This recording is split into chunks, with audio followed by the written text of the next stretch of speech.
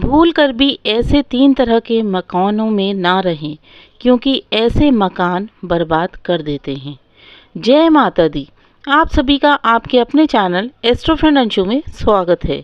मैं डॉक्टर अंशु गुप्ता।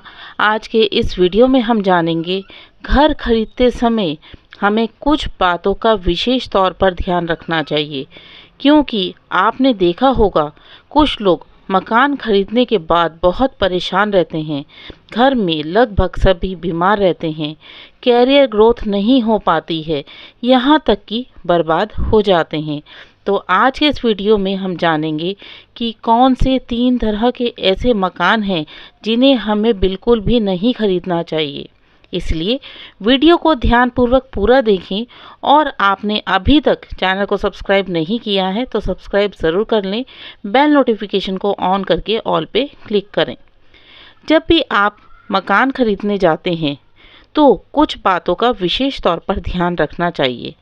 ज़्यादातर लोग ये सोचते हैं कि हमें सिर्फ नॉर्थ, नॉर्थ ईस्ट या ईस्ट फेसिंग के ही मकान लेने चाहिए, यही फेसिंग शुभ है।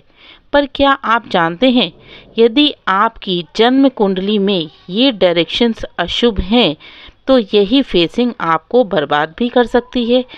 यहाँ तक कि ये अशुभ घर आपको मानसिक रोग, हेल्थ प्रॉब्लम, यहाँ तक कि घर में अशांति, ग्रोथ का ना हो पाने के साथ साथ कैंसर तक की बीमारी दे सकते हैं।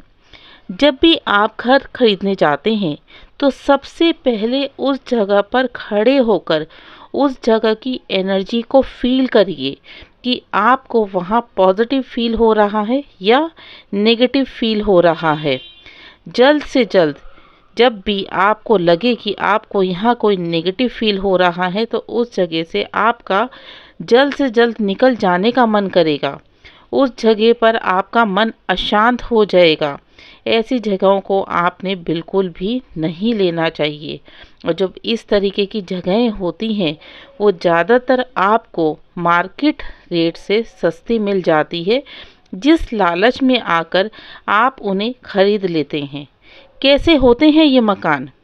ये मकान है टी पॉइंट का मकान, गली का लास्ट मकान, बंद गली का आखिरी मकान, या ऐसा मकान जिसकी शेप इनरेगुलर है, किसी कॉर्नर से कट हुआ है, या उसका कोई एक कोना आपके पड़ोसी के घर में दब गया है।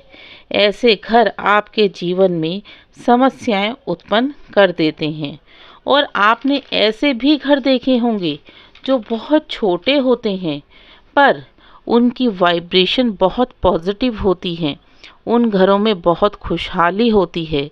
उन घरों में हर व्यक्ति अपने जीवन में तरक्की करता है। ऐसा क्यों होता है? ऐसा इसलिए होता है कि उन्होंने मकान लेते वक्त बहुत सी बातों को विशेष तौर पर ध्यान पर रखा है, बहुत सी बातों पर सावधानी बरती है, जो मकान लेते वक्त आपको भी ध्यान रखनी चाहिए। आइए बात करते हैं कि किन डायरेक्शंस को आपने बिल्कुल भी नहीं लेना है, किन बातों का आपको ध्यान रखना है। तो सबसे पहले टी पॉइंट। आपको मकान खरीदते समय विशेष तौर पर ध्यान रखना है कि कभी भी आपको टी पॉइंट का मकान नहीं खरीदना है, क्योंकि ऐसे मकानों में रहने वाले लोग सुखी नहीं रह पाते हैं। घर में दरिद्रता, कोर्ट केस, कैरियर में तरक्की का ना होना, परिवार में हमेशा अनबन बनी रहती है। और टी पॉइंट के मकान नेगेटिव एनर्जी सबसे ज़्यादा ऐसे मकानों में ही फ्लो होती है। इसलिए कभी भी आपको टी पॉइंट का मकान नहीं लेना चाहिए। इसी के साथ ही दूसरा, आपको कभी भी तिराहे पर या चौराहे पर मकान नहीं खरीदना चाहिए, क्योंकि ऐसी जगहों पे भी नकारात्मक ऊर्जा के साथ साथ नकारात्मक शक्तियाँ भी होती हैं। आपने नोटिस किया होगा, जब भी कोई नेगेटिव जीवन में घटता है तो आप उपाय करते हैं, तिराहे पे जाकर ये सामान रख दीजिए, चौराहे पर चलते समय ध्यान रखिए कोई चीज़ पे पैर ना पड़ जाए।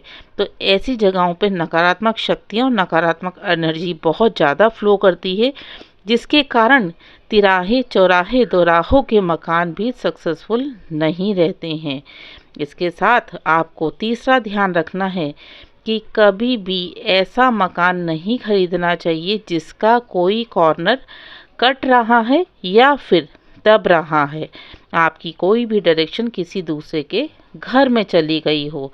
तो ऐसे घर में आपका सूर्य और राहु पीड़ित हो जाता है, जिसके कारण आप जब भी ऐसे मकान खरीदेंगे तो आपने बहुत सारे लोगों को कहते भी सुना होगा कि जब से हम इस घर में आए हैं तब से एक्सीडेंट बहुत हो रहे हैं।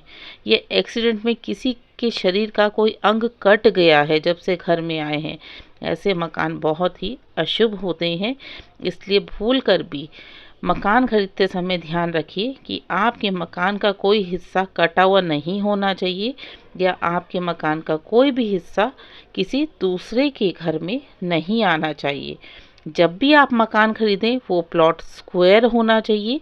वहाँ पर जाके आप एनर्जी को फील करिए, पॉजिटिव एनर्जी आनी चाहिए। और सबसे मेन और अहम बात कि ऐसा नहीं होना चाहिए कि आप नॉर्थ ईस्ट और सिर्फ ईस्ट के मकान ही खरीद सकते हैं। सबसे पहले आप अपनी जन्म कुंडली का विश्लेषण कराइए।